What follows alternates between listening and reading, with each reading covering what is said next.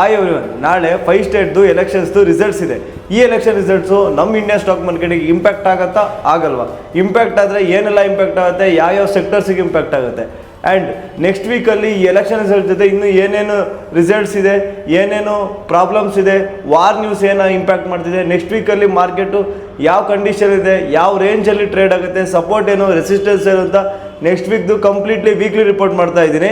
ಇನ್ನೂ ಯಾರ್ಯಾರು ಚಾನಲ್ನ ಸಬ್ಸ್ಕ್ರೈಬ್ ಮಾಡಿಲ್ವೋ ಬೇಗ ಚಾನಲ್ನ ಸಬ್ಸ್ಕ್ರೈಬ್ ಮಾಡ್ಕೊಳ್ಳಿ. ಆ್ಯಂಡ್ ಇನ್ನೂ ಯಾರ್ಯಾರು ಫಾಲೋ ಮಾಡ್ತಿಲ್ವೋ ಬೇಗ ನಮ್ಮ ಪೇಜ್ನ ಫಾಲೋ ಮಾಡಿ. ಹೆಚ್ಚಿನ ಫಿನಾನ್ಷಿಯಲ್ ಕಂಟೆಂಟ್ ವಿಡಿಯೋಸು ನಿಮಗೋಸ್ಕರ ತಂದುಕೊಡ್ತೀವಿ. ಸೊ ನನ್ನ ಹೆಸರು Suraj, full time investor cum trader. Welcome to financial growth trading academy weekly report. So ಇವಾಗ ನೋಡ್ಬೋದು ನೀವು ನಿಫ್ಟಿ ಲಾಸ್ಟು ಫ್ರೈಡೇ ಹಾಲಿಡೇ ಇತ್ತು, ಬಟ್ ಬುಧವಾರ ಗುರುವಾರ ನೋಡ್ರೆ ನೀವು ನಿಫ್ಟಿ ಸಿಕ್ಕಾಪಟ್ಟೆ ವೊಲಾಟಿಲಿಟಿ ಇತ್ತು. ಬುಧವಾರ ವೆಡ್ನೆಸ್ಡೇ ಬಂದುಬಿಟ್ಟು ಮಾರ್ನಿಂಗು 500 ಪಾಯಿಂಟ್ಸ್ ಮೇಲೋಗಿತ್ತು, ಅಲ್ಲಿಂದ 1000 ಪಾಯಿಂಟ್ಸ್ ಬಿತ್ತು, ಎಗೇನ್ ಮೇಲೆ ಬಂತು, ಈ ಥರ ಆಯಿತು. ಎಗೇನ್ ಥರ್ಸ್ಡೇ ಸೆನ್ಸೆಕ್ಸ್ ಎಕ್ಸ್ಪೈರಿ, ಅವತ್ತು ನೀವು ಸೆನ್ಸೆಕ್ಸ್ ನೋಡ್ಬೋದು 1000 ಪಾಯಿಂಟ್ಸ್ ಬಿದ್ದಿತ್ತು, ಅಲ್ಲಿಂದ ಮತ್ತೆ 1500 ಪಾಯಿಂಟ್ಸ್ ಮೇಲೋಯ್ತು. ಲಾಸ್ಟು 20-25 ಮಿನಿಟ್ಸ್ ಇದ್ದಾಗ 50-60 ರುಪೀಸ್ ಇರೋ ಪ್ರೀಮಿಯಮ್ಮು 200-230 ತನಕ ಹೋಯ್ತು. ಎಗೇನ್ 10 ರುಪೀಸಿಗೆ ಬಂತು, ಮತ್ತೆ 200-230 ರುಪೀಸ್ಗೆ ಹೋಯ್ತು, ಎಗೇನ್ 10 ರುಪೀಸಿಗೆ ಬಂತು, ಕೊನೆಗೆ 0 ಅಲ್ಲೇ ಕ್ಲೋಸ್ ಆಯಿತು.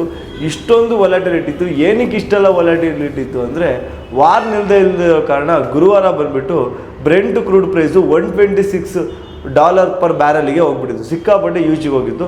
ಆಮೇಲೆ ಅದು ಅಲ್ಲಿಂದ $115 ಪರ್ ಬ್ಯಾರಲ್ ಆಗಿದೆ. So which is quite good, but ನಮಗೆ ಅವಾಗಿಂದ ಹೇಳ್ತಾ ಇದ್ದೀನಿ ಲೆಸ್ ದೆನ್ 100 ಬರಬೇಕು. ಬಟ್ 126 ಹೋಗಿದ್ದು ತುಂಬ ಬ್ಯಾಡು. ಆದ್ದರಿಂದ ನೀವು ಗುರುವಾರ ನೋಡ್ಬೋದು ನಿಫ್ಟಿ 23,800 ತನಕ ಫಾಲ್ ಆಗಿತ್ತು.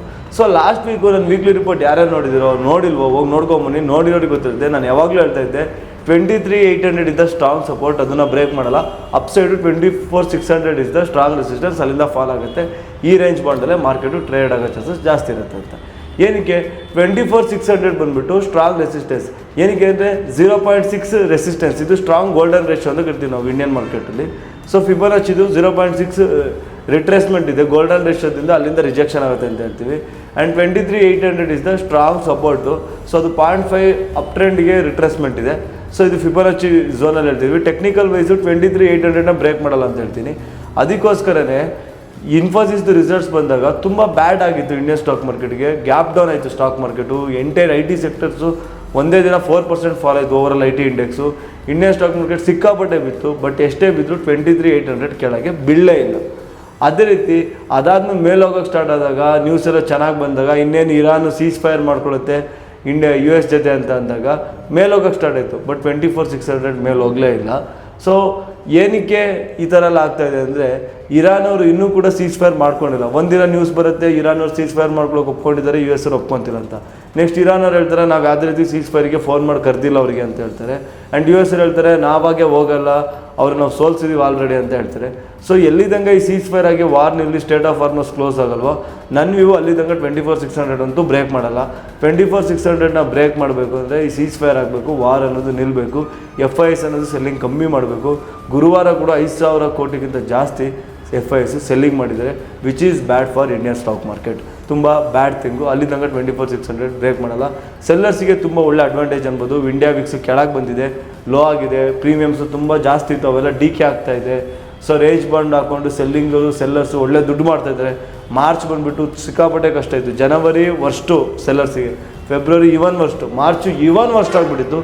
ಏಪ್ರಿಲ್ ಸ್ವಲ್ಪ ಪರವಾಗಿಲ್ಲ, ಮೇ ಇನ್ನೂ ಚೆನ್ನಾಗಿರುತ್ತೆ ಸೆಲ್ಲರ್ಸಿಗೆ. ರೇಂಜ್ ಬಾಂಡ್ ಇರುತ್ತೆ, ಸೆಲ್ಲರ್ಸ್ ಒಳ್ಳೆ ದುಡ್ಡು ಮಾಡ್ತಾರೆ ಅಂತ ನನಗೆ ಅನ್ನಿಸ್ತಾ ಇದೆ, ರೇಂಜ್ ಬಾಂಡಲ್ಲೇ ಟ್ರೇಡ್ ಆಗುತ್ತೆ ಅಂತ. ಸೊ OI ವಿಷಯಕ್ಕೆ ಬಂದರೆ ಪುಟ್ ಸೆಲ್ಲರ್ಸು 23,500 ತುಂಬ ಜಾಸ್ತಿ ಇದ್ದಾರೆ. ಸೊ ಏನೇ ಪುಟ್ ಸೆಲ್ ಮಾಡಿದ್ರು 23,500 ಮಾಡ್ಕೊಳ್ಳಿ.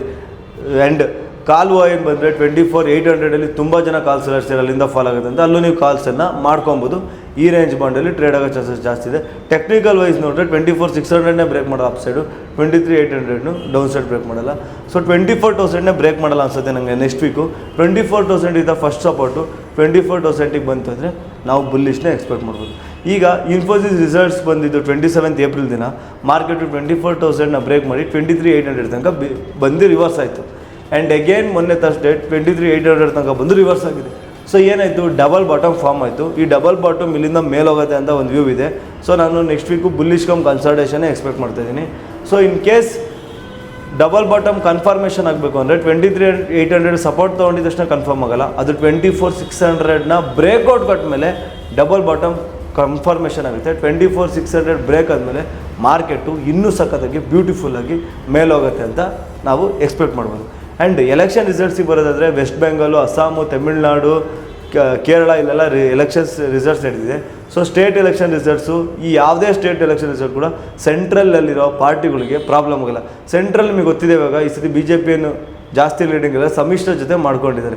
ಬಟ್ ಅದಕ್ಕೆ ಯಾವುದೇ ರೀತಿ ತೊಂದರೆ ಇಲ್ಲ. ಸೊ ಬೆಟ್ಟಿಂಗ್ ವೈಸ್ ನೋಡೋದಾದರೆ ಕೇರಳ ಆಬ್ವಿಯಸ್ಲಿ ಕಾಂಗ್ರೆಸ್ ಗೆಲ್ಲುತ್ತೆ, ಯಾವತ್ತೂ ಕೂಡ ಬಿ ಜೆ ಪಿ ಬಂದಿಲ್ಲ ಅಂತ ಒಂದು ವ್ಯೂ ಇದೆ. ತಮಿಳ್ನಾಡಲ್ಲೂ ಬಿ ಜೆ ಪಿ ಬರೋಲ್ಲ, ಯಾಕಂದರೆ ಯಾವತ್ತೂ ಬಂದಿಲ್ಲ ಅಲ್ಲಿ.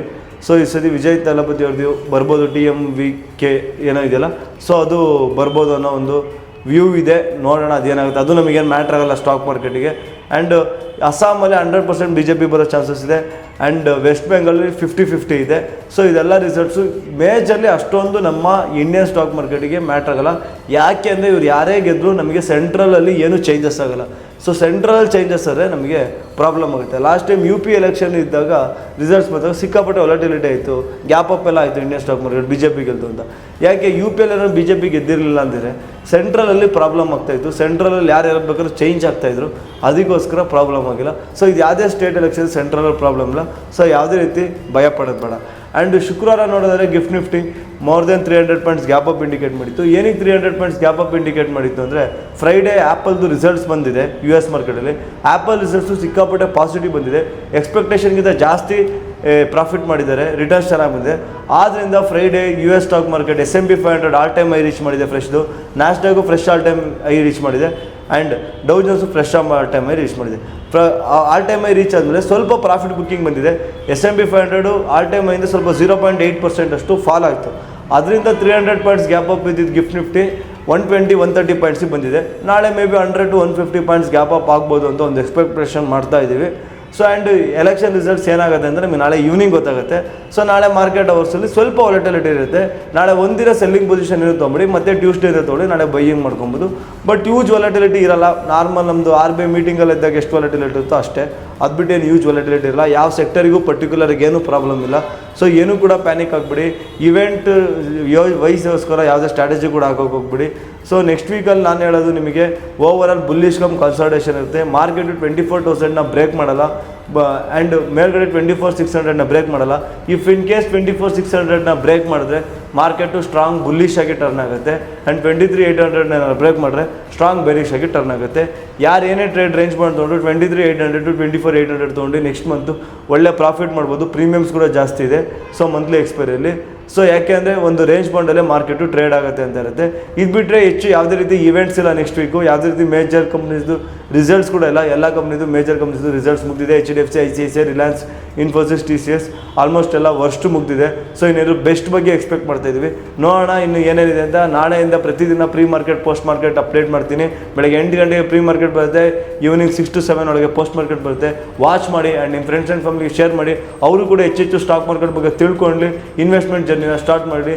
ಸೊ ನಿಮಗೇನೋ ಡೌಟ್ಸ್ ಇದೆ, ಮಹಾಲಕ್ಷ್ಮಿ ಲೇಔಟ್ ಆಫೀಸ್ ಇದೆ, ಬನ್ನಿ ವಿಸಿಟ್ ಮಾಡಿ. Free financial planning, free mutual funds, free stock market broker ಅಕೌಂಟ್ನ ಓಪನ್ ಮಾಡಿಕೊಡ್ತೀವಿ. And every Sunday free class ಇರುತ್ತೆ. ಮೆಟ್ರೋ ಸ್ಟೇಷನಿಂದ ವಾಕೇಬಲು ಅಥವಾ ಕೆಳಗಡೆ ಕಾಣಿಸ್ತಾ ನಂಬರಿಗೆ ಕರೆ ಮಾಡಿ. Thank you everyone. Keep watching us, keep supporting us.